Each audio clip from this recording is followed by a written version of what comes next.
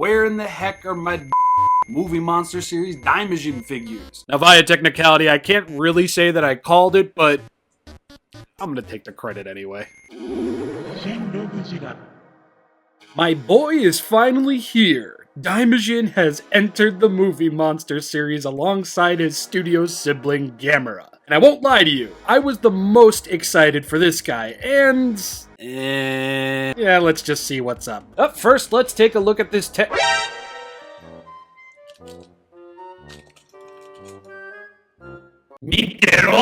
Let's put a pin in that. We'll get back to that a little bit later. On the front of this tag, we can see Bandai Movie Monster Series, Kadokawa, Daimajin. A lovely image of Daimajin will be on the back of the tag as well. Kadokawa, 1966, Bandai 2022, made in China. And then opening this up, we're going to get a bunch of stuff in here that I can't read like I always say, so we're going to close this. And we're going to sleeve this. Yes, I still haven't gotten the proper size for the Kadokawa tags. And real quick, we're going to talk about paint. Daimajin's face, fists, and forearms are going to be this funky Easter-looking turquoise. Credit where credit is due. Daimajin's eyes are white, and he's got these teeny tiny little black beady dots in there to serve as pupils and irises, and just the fact that they look like they're looking straight at me is more than enough praiseworthy for Bandai. The only other thing there is just that this is the only paint this figure has, because the rest of the figure is going to be this very faded brown color. That's it. Little on the upsetting side, I do think the armor could have used a dusty dry brushing going on there to really make it look like this guy came out of the side of a mountain. In fact, when this guy was first unveiled, I thought this was Daimajin too. I didn't think this was Arakatsuma because he doesn't have the stake jutting out of his forehead. We'll get back to that in a bit. I'm going to give paint a half a star. Yes, I know, Bandai Movie Monster Series, limited to not that much paint, yes, but he still could have used more. Anyway, detail. So up first, we're going to talk about Daimajin's head, and I just got... What? 1, 2, 3. Nothing there. 1, 2, 3. 3. 1. You mean to tell me that itty bitty titty in the center of his forehead is supposed to be the stake that juts from his head, Bandai?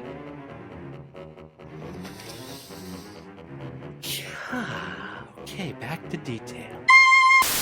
What kind of makes this a little funnier is that after doing some Googling, I found that Daimajin 1 is actually the only Daimajin to have 6 rivets on his helmet, as you can see here. I've highlighted them as best I could. Meanwhile, Daimajin from Daimajin 2 and 3 have 7, so the movie monster series figure has the helmet of 2 and 3, not 1. It's a little upsetting that I went this far just to prove a point, but yeah.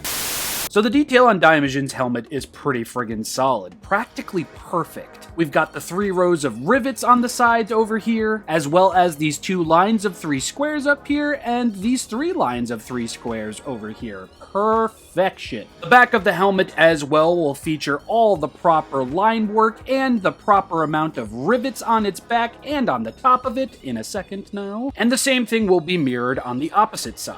Let's see, we've got 3 rivets on the back and 4 rows of 2 on the top and front. Perfection. Surprisingly enough, the inside of Daimajin's helmet waffle wings over here are going to be getting detail. On both heckin' sides, no less. And when talking about the face is very well detailed. He has that classic Daimajin scowl, but man, the paint they used for this face, it just looks gaudy and kind of peely? I don't know, hopefully with the other iterations of Daimajin, we get some better paint for the faces. The rest of Daimajin's armor is a little bit less intricate, but just the fact that the detail looks like solid stone in some areas, and we have all the little ornate bits over here, is more than enough to impress me. The demon-faced belt buckle, the little swirlies right above the Daimajin pitties, hell, even the chain for his Daimajin blade is there, even though the thing is glued on.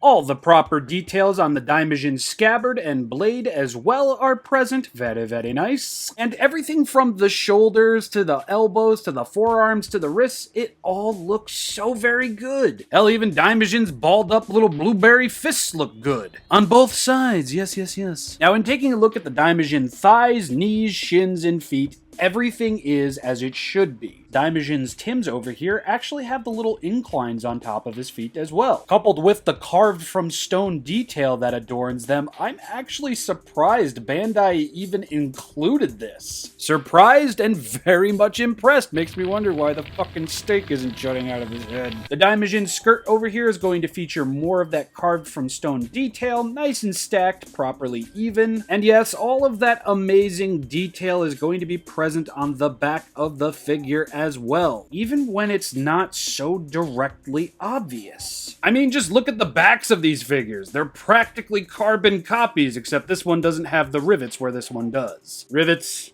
no rivets.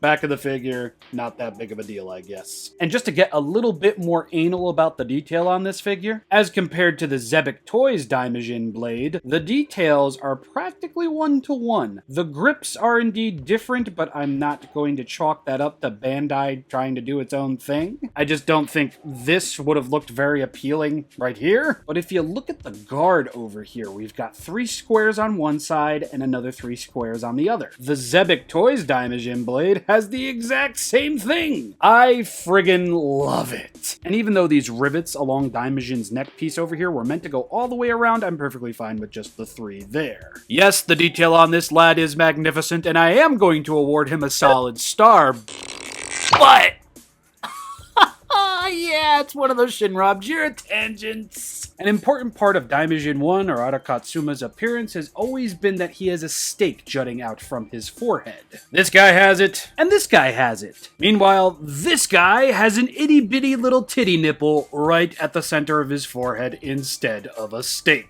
I'm assuming that's what's going on here because 3 on this side, 3 on this side. 3 on this side, 3 on that side. Say it with me, kids. 3 on this side, 3 on that side.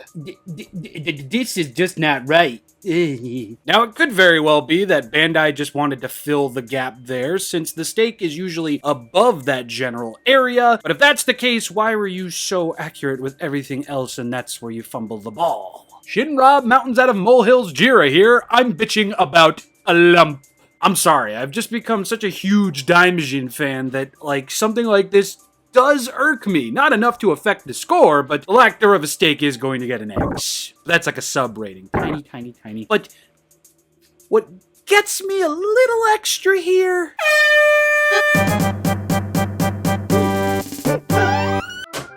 See that? That's okay.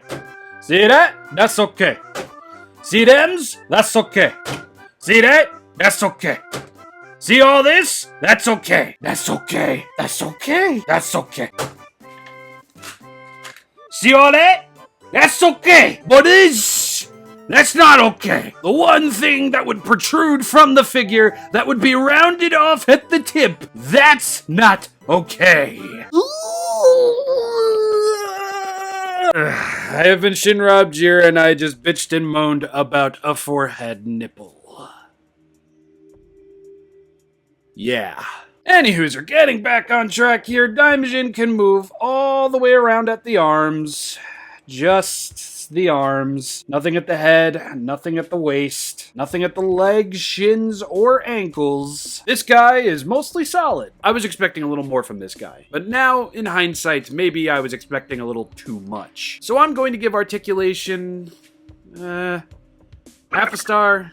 Solid star. I really can't choose, so I'll just give them both. And now we can move on to size comparisons. A bit of a rough entry point for old Daimajin. I know the movie monster series is what it is these days, but I was kind of hoping for a bit more. The paint is a tad weak, and the articulation just could have been more in general. Head, ankles, torso, all very much doable, but that's more my fault than it is Bandai's. I've been spoiled rotten by the Reveltech and Zebek Toys figures for so long, so hopefully the next Daimajin figure will impress me a bit more. It might be somewhat of a letdown to me, but overall I am still very, very much happy that Daimajin is finally in vinyl format. I need more. I need all of them, Bandai, so chop chop, please. Now that I think about it, maybe that one random rivet on his helmet just means that we're definitely going to be getting Daimajins 2 and 3, and Bandai just didn't want to make a whole separate figure because they'd have to change the head. Lazy, but I guess that's something to be excited for. I hope you enjoyed this review, everybody. In all seriousness, I do really love this figure, and I am so glad Daimajin has a vinyl rep in the Movie Monster series. I just get a little extra at times. I'm sure everybody's noticed by now. But hey, if you're new here, you should totally hit that subscribe button and ring that bell so you'll be notified when I make more videos, hopefully where I don't go off on tangents like this. And since I'm shilling, you should also check out all my social media, including my Patreon, where for just $1 a month, you get access to everything. Pictures before they hit social media, and even content. Mostly scheduled content. Sometimes new content as well. Anyway, enough of that do-si-do. When next we meet, I will be talking about the Oscar Award Ceremony Hedora. No, that's not its official name. I said I would, and I'm going to. That'll most likely be on Monday, so I'll see you all then and there. Bright and early. Well, no, not really. At night, because people go to school. Peace.